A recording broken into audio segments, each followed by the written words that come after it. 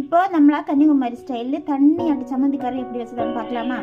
அதுக்கு வேண்டி நான் இப்போ 1 கப்பு தேங்காய் எடுத்திருக்கேன். கூடவே நம்மளா எரிவுள்ள மிளகு பொடி, கூட கொஞ்சம் காஷ்மீரி சில்லி எடுத்திருக்கேன். காஷ்மீரி சில்லி நம்மளை சம்மந்திக்கு கலர் கொடுக்கும். அது கூட கொஞ்சம் நல்ல டேஸ்ட், ஒரு தனி டேஸ்ட் கொடுக்கும். அதுകൊണ്ട് ஒரு பீஸு சிறிய இஞ்சி எடுத்திருக்கேன்.